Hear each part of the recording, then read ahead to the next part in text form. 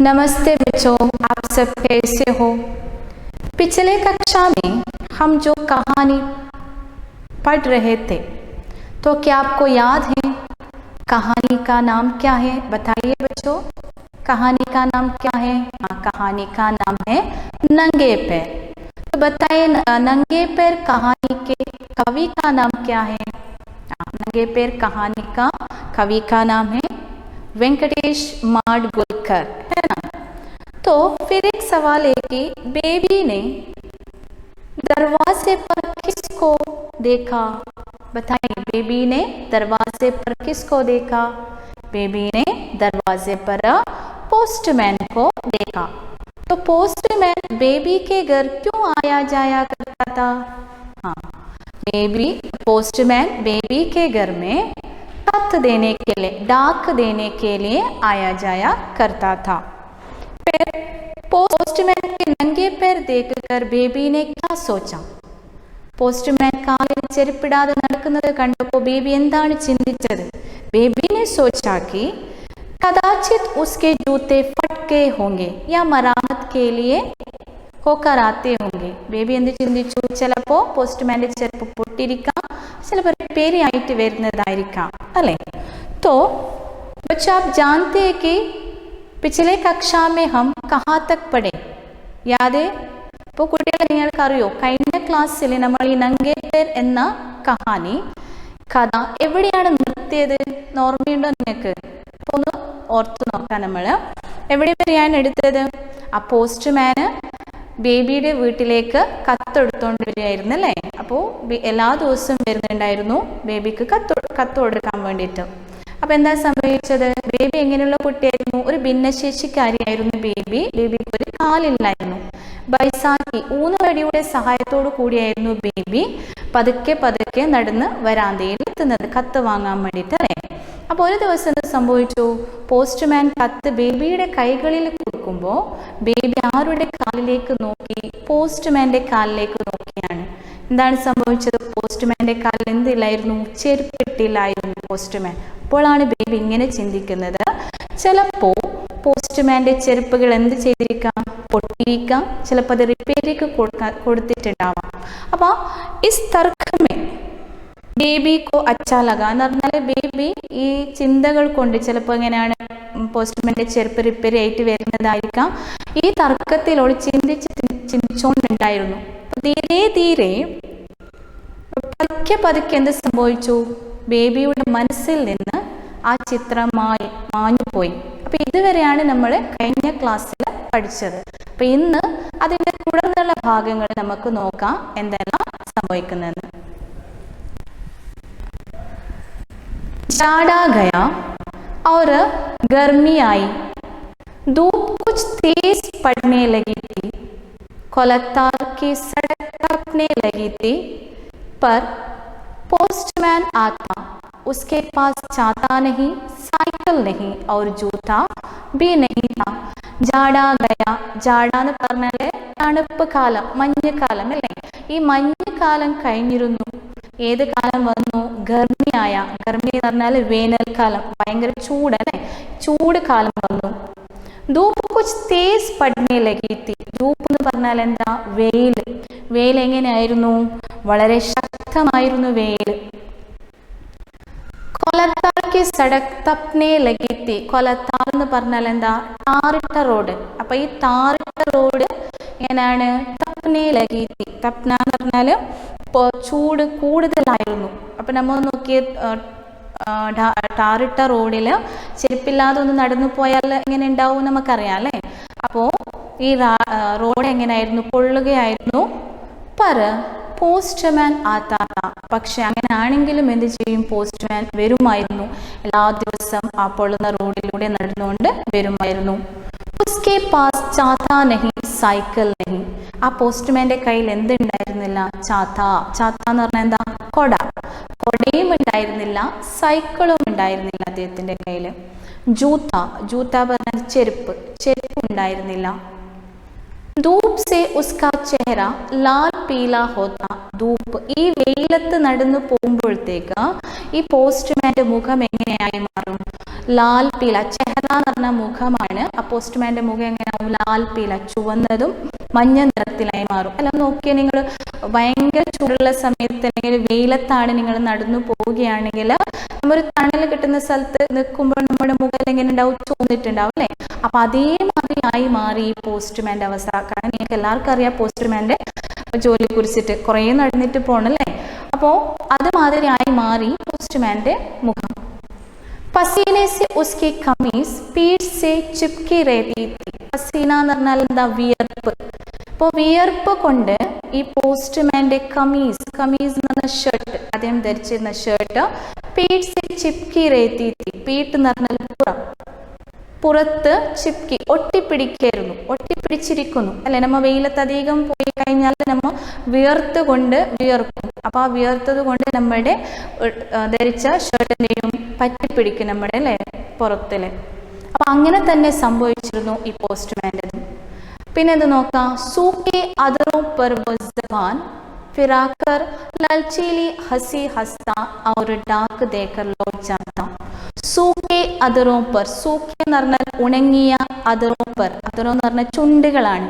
ഈ ഉണങ്ങിയ ചുണ്ടുകളിൽ വസ്സബാൻ, സബാൻ നാവ് എന്ത് ചെയ്യും? ഫിറാക്കർ ലൽചീലി അസി. നമ്മൾ കുറേ സമയം വെയിലത്ത് നടന്ന് കഴിയുമ്പോഴത്തേക്ക് നമുക്ക് ദാഹിക്കില്ല, നമ്മുടെ ചുണ്ടുകളൊക്കെ തന്നെ ഉണങ്ങിയിട്ടുണ്ടാവും അല്ലേ. അപ്പം എന്ത് ചെയ്യും? നാവ് കൊണ്ട് നമ്മൾ ആ ചുണ്ടിനെ നനയ്ക്കും. അതിപ്പോൾ അതേമാതിരിയാണ് പോസ്റ്റ്മാൻ എന്ത് ചെയ്തത്? ചുണ്ടിനെ നാവ് കൊണ്ട് നനച്ചിട്ട് ബേബിയോട് ഒരു പുഞ്ചിരിക്കുകയാണ് ചെയ്യുന്നത് അല്ലേ. ഒരു ചിരിച്ചു. ആ ഒരു ഡാക്ക് ദേക്കർ, പിന്നെ എന്ത് ചെയ്തു? കത്ത് കൊടുത്തിട്ട് ലോട്ട് ജാത്താ ഹെ. അങ്ങനെ ബേബീൻ്റെ കയ്യിൽ കത്ത് കൊടുത്തിട്ട് പോസ്റ്റ്മാൻ തിരിച്ചുപോയി. ധൂപ്പ് സെ ജലത്തെ നംഗെ പേർ ഗൂംതാ രഹതാ താ. ധൂപ്പ് എന്ന് പറഞ്ഞാൽ ആ പൊരിയുന്ന വെയിലത്ത് അദ്ദേഹം കാലിൽ ചെരുപ്പില്ലാതെ നടന്നുകൊണ്ട് പോവുകയായിരുന്നു, കറക്കിക്കൊണ്ടുണ്ടായിരുന്നു. കാരണം പോസ്റ്റ്മാൻ പറയാം കുറേ സ്ഥലത്ത് കത്തൊക്കെ കൊടുക്കാനുണ്ടാവും. രാവിലെ തുടങ്ങിയാൽ വൈകുന്നേരം ആവില്ല ഇവരുടെ ഡ്യൂട്ടി തീരുമ്പോഴത്തേക്ക്. അപ്പോൾ ചെരുപ്പില്ലാതെയാണ് ഈ പൊള്ളുന്ന വെയിലത്ത് ഈ പോസ്റ്റ്മാൻ കറങ്ങിക്കൊണ്ടുണ്ടായിരുന്നത്. ഉസ്നെ മാസെ പൂച്ച, ആരാണ് ഇവിടെ അമ്മയോട് ചോദിക്കുന്നത്? ബേബി അമ്മയോട് ചോദിക്കുകയാണ്, മാ പോസ്റ്റ്മാൻ നംഗെ പേർ ഹി ക്യൂ ഘൂംതാ ഹെ. ബേബി അമ്മയോട് ചോദിക്കുകയാണ്, അമ്മ പോസ്റ്റ്മാൻ എന്തുകൊണ്ടാണ് കാലിൽ ചെരുപ്പില്ലാതെ നടക്കുന്നത്? എന്തുകൊണ്ടാണ് ഇങ്ങനെ നടന്നുകൊണ്ട് പോകുന്നു ചോദിച്ചു. മാനെ കഹാ ചേൻസെ കോയി നംഗെ പേർ ഘൂമേഗ. അപ്പം അമ്മ എന്ത് പറഞ്ഞു?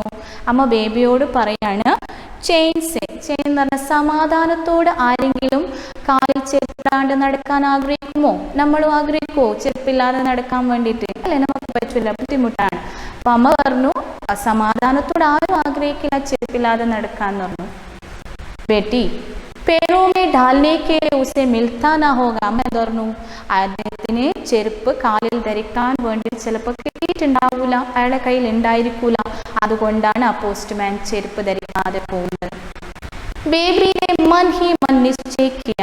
അങ്ങനെ ബേബി അമ്മ പറഞ്ഞത് കാര്യങ്ങളൊക്കെ മനസ്സിലെടുത്തിട്ട് മൻ അങ്ങനെ ബേബി മനസ്സോടെ മനസ്സ് നിശ്ചയിക്കുകയാണ്, ഒരു തീരുമാനമെടുക്കുകയാണ്. പോസ്റ്റ്മാൻ को नंगे पैर चलने नहीं देगी.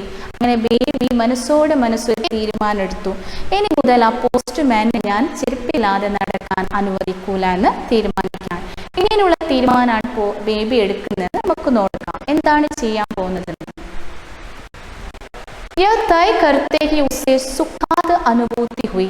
അപ്പൊ ഇങ്ങനൊരു തീരുമാനം എടുക്കുമ്പോൾ ബേബിക്ക് ഒരു സുഖകരമായ ഒരു അനുഭൂതി ഉണ്ടാവുകയാണ്. കാരണം ബേബി നേരത്തെ പറഞ്ഞു ഭിന്നശേഷിക്കാരിയാണ്, ഒരു കാലില്ലാത്താണ്. അപ്പോൾ ഏകാന്തതയെ അനുഭവിച്ചുകൊണ്ടിരിക്കുന്ന സമയത്ത് പോസ്റ്റ്മാൻ വന്നുകൊണ്ടിരുന്ന് പറഞ്ഞല്ലേ. അപ്പോൾ ഈ പോസ്റ്റ്മാനെ സഹായിക്കുമ്പോൾ ഇങ്ങനെ തീരുമാനം എടുക്കുമ്പോഴും ഇവരുടെ മനസ്സിൽ എന്തുണ്ടാകുന്നു? ഒരു സുഖമായ ഒരു അനുഭൂതി, മറ്റുള്ളവർക്ക് സന്തോഷം കൊടുക്കാൻ പറ്റുന്നുണ്ട് എന്നെ കൊണ്ട് എന്ന് പറഞ്ഞിട്ടൊരു അനുഭൂതി ആരുടെ മനസ്സിലുണ്ടായി? ബേബിയുടെ മനസ്സിൽ. ഹമേഷ ആനേവാല മോച്ചി ജബ് ഗർ ആയ. ഹമേഷ ആനേവാല മോച്ചി എന്ന് പറഞ്ഞാൽ എല്ലാ ദിവസവും അവിടെ ബേബിയുടെ വീട്ടിലേക്ക് വന്നുകൊണ്ടുണ്ടായിരുന്ന മോച്ചി. മോച്ചി എന്ന് പറഞ്ഞാൽ എന്താണ് ഇവിടെ മീനിങ്? ചെരുപ്പ് തുന്നുന്ന ആളാണ് മോച്ചി എന്ന് പറയുന്നത്. ജബ് ഗർ ആയ, അപ്പോൾ ഒരു ദിവസം മോച്ചി എവിടെ വന്നു? ബേബിയുടെ വീട്ടിലേക്ക് വന്നു. തബ് ബേബിനെ उसे पास बुलाया. ബേബി ആ മോച്ചിനെ എന്ത് ചെയ്തു? തൻ്റെ അടുത്തേക്ക് വിളിച്ചു.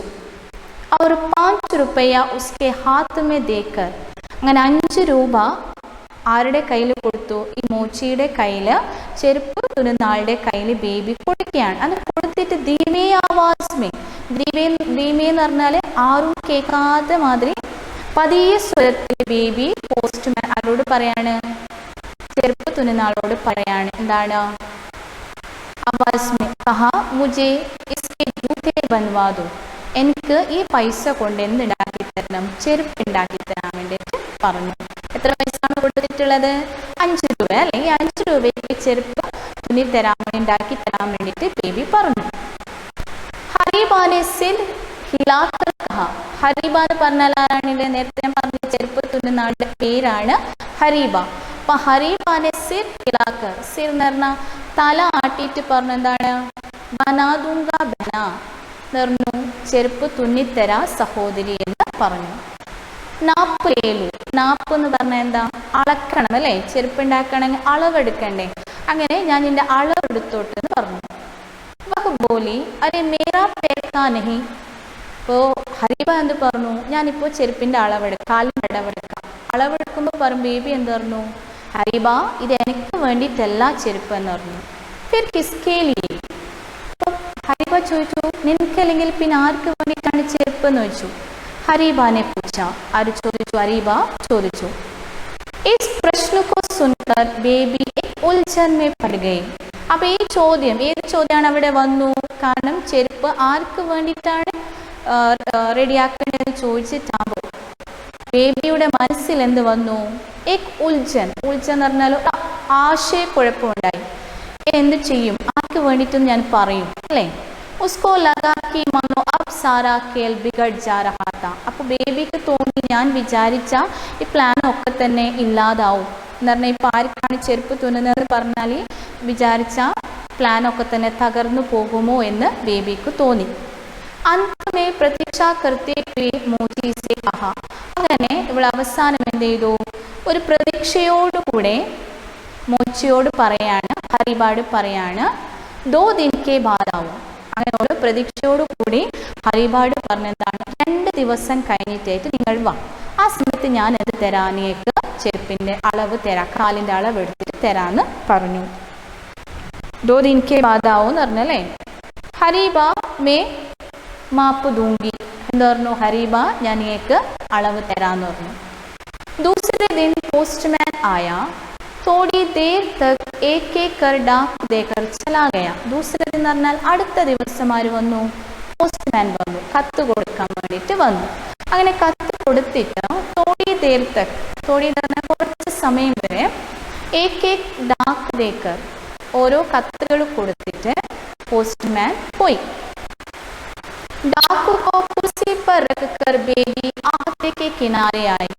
ഡാക്ക് എന്താണ്? ഈ കത്തിനെ ബേബിയുടെ വെച്ചു ചെയറിൽ വെച്ചിട്ട് ഡാക്ക് കുർസി पर रखकर बेबी आहते के किनारे आई. आहത്തെ എന്ന് പറഞ്ഞാൽ വരാന്ത, വരാന്തയുടെ സൈഡിലേക്ക് വന്നു. और सीढ़ियों से नीचे उतर आई. പിന്നെ എന്ത് ചെയ്തു? സീരിയ എന്ന് പറഞ്ഞ സ്റ്റെപ്പ്, മിഞ്ഞാത്ത ക്ലാസ്സിൽ പറഞ്ഞിരുന്നല്ലേ, വീട്ടിൽ സ്റ്റെപ്പ് ഇറങ്ങാനുണ്ട്. അപ്പം ഇവളെന്ത് ചെയ്തു? എന്തിനാണ് സ്റ്റെപ്പിലേക്ക് ഇറങ്ങിയിട്ട് വരുന്നത്? പോസ്റ്റ്മാൻ്റെ കാലിൻ്റെ അളവെടുക്കാൻ വേണ്ടിയിട്ടാണ്. അങ്ങനെ ബേബി പതുക്കെ സ്റ്റെപ്പ് ഇറങ്ങി താഴേക്ക് ഇറങ്ങി വന്നു. ഫിർ ഫ്രോക്ക് കി ജേബ് സെ പാർക്കർ നിക്കാൽ കർ, അതാണ് ഫ്രോക്ക് കി ജേബ് സെ, പിന്നെ എന്ത് ചെയ്ത? അവൾ ധരിച്ചിരുന്ന ഫ്രോക്കിൻ്റെ പോക്കറ്റിൽ നിന്ന് എന്ത് എടുത്തു? പാർക്കർ, പാർക്കർ എന്ന് പറഞ്ഞാൽ കോമ്പസ്, എന്താ അളക്കാനുള്ള ഇതെടുത്തു, അളവെടുക്കാൻ. निकाल कर जाने वाले पोस्टमैन के पैरों के निशान का नाप पोंछ लिया. അപ്പോൾ അളക്കാൻ വേണ്ടിയിട്ട് എടുത്തിട്ട് എന്ത് ചെയ്തു? ഇവള് പോസ്റ്റ്മാൻ പോയ സ്ഥലത്തിൽ പേരോക്ക നിശാൻ, പോസ്റ്റ്മാൻ്റെ കാൽപാദത്തിൻ്റെ അടയാളം ഉണ്ടാവില്ലേ, ഈ അടയാളത്തിന് പേരോക്കി ഗോലായി, കാലുകളുടെ ഗോലായി എന്ന് പറഞ്ഞാൽ എന്താ? വൃത്താകൃതി. എത്ര? മാപ്പ്, എല്ലാത്തിൻ്റെയും കൃത്യമായി തന്നെ അളവെടുത്തു.